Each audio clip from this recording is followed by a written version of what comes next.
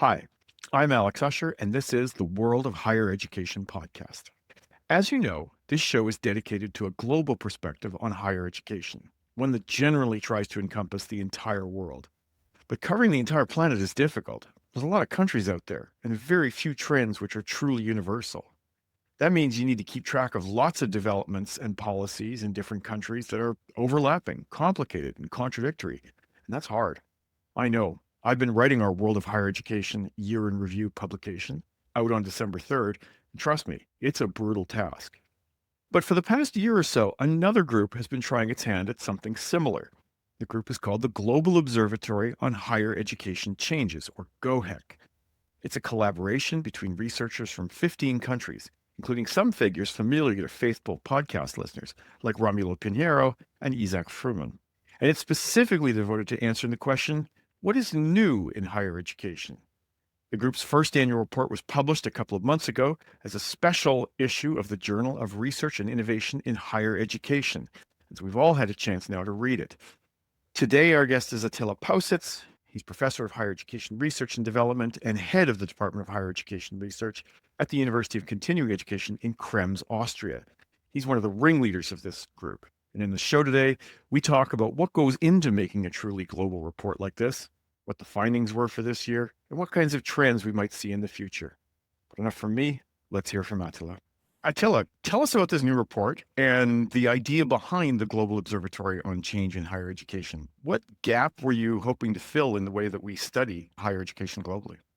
Well, the idea of the Global Observatory of Higher Education Changes, as we call GOHEC, grew out of a network of exchange established during the COVID-19 pandemic, when the global higher education community was confronted with a sudden and profound disruptions. At that time, colleagues like Isaac Fruman, Simon Murchison, or Hans de Witt, among others, we felt it was essential not only to document these immediate transformations, but also to understand their longer-term implications for how higher education systems function. And I consider this an initiative important because higher education research itself stands at the crossroads, I would argue, for that. The way in which we study, fund, and communicate scholarship are changing, and we need to ask fundamental questions about the role, purpose, and mission of higher education research in the future. And with this conviction, I was able to secure initial seed funding from my university and from our Austrian government to establish this observatory and coordinate the international network behind it. And in fact, I'm also very thankful to Isaac Fruman, especially, who is a strong supporter of GOHEC, as well as all the colleagues who are engaged and committed to work with us, including my colleagues at the Department of Higher Education Research back at my university in Krems, Austria. And the gap we are trying to address is the absence of a comprehensive and timely perspective on changes in higher education worldwide. While there are many excellent publications, many of you focusing on particular issues such as governance, funding, or digitalization, or in the specific regions or systems, there has been no global platform to monitor and interpret change across these domains as it happens systematically. So over time, we hope that GOHEC will provide an increasingly comprehensive, comparative, and accessible perspective on global transformation in higher education. So basically, this is the story behind GOHEC.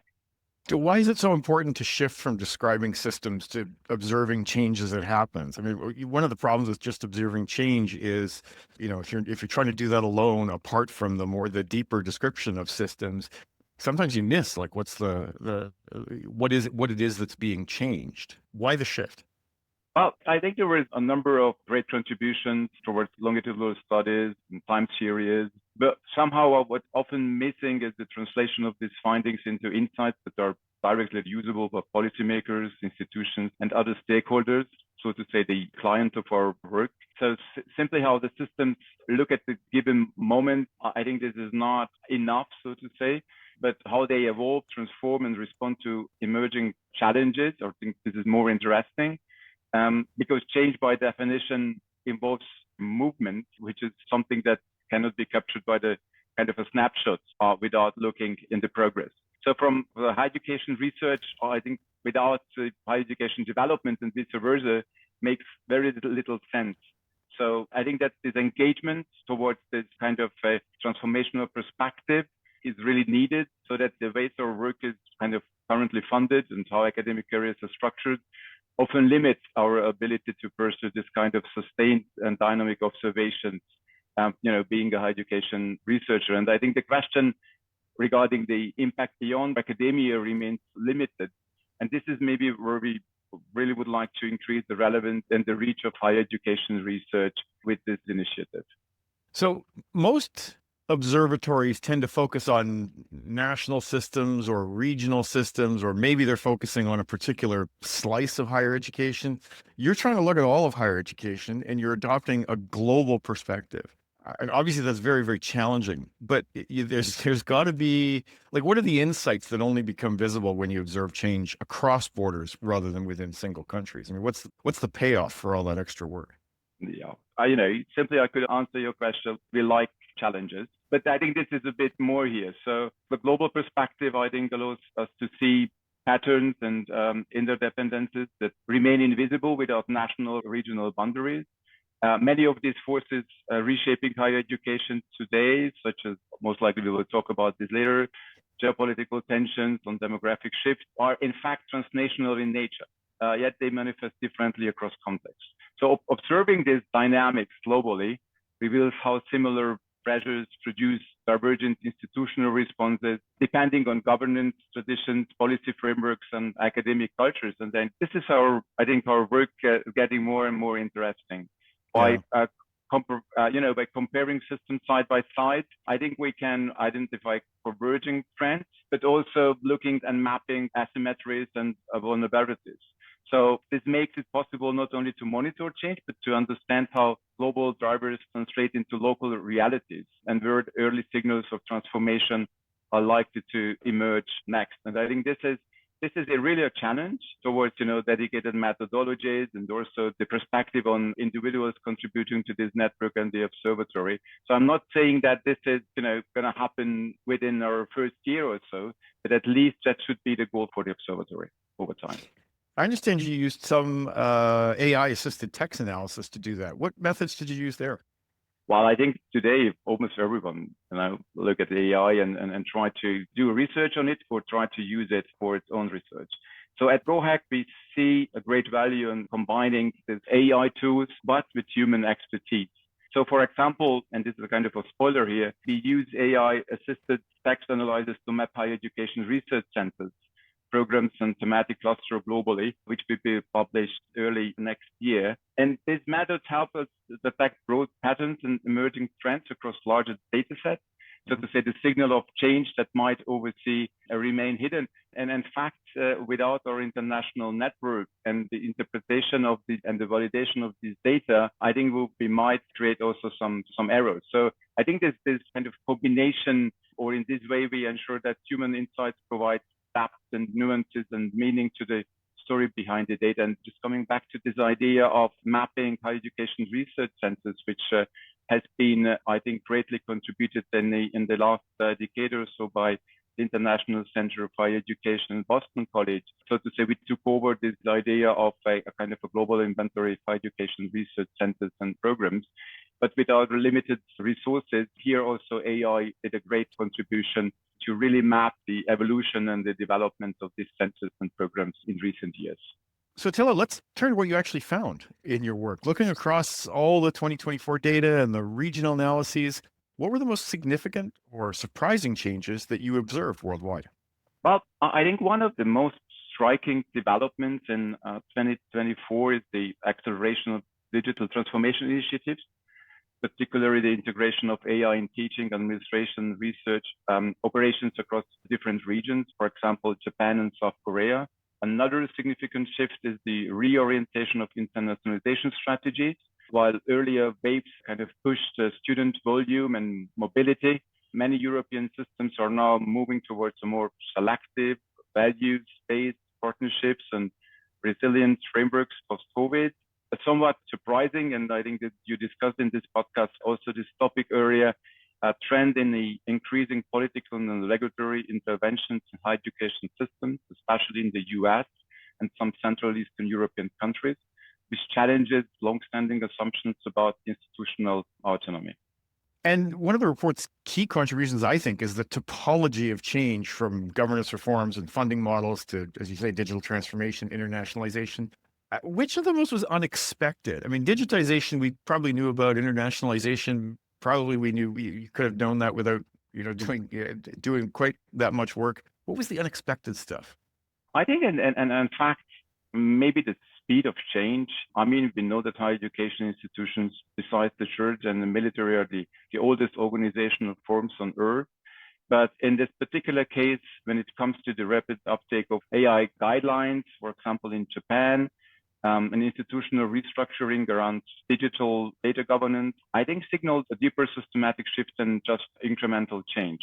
So governance and funding model shifts also featured strongly. I think that's a very interesting kind of dynamic here, particularly where state actors revisited institutional budgets and research funding mechanisms. So I think that maybe the unexpected here is the speed overall. Okay.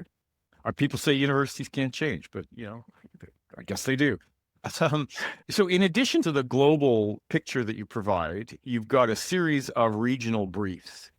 What were the most striking contrasts that you saw between regions, say between East Asia and Europe or North America?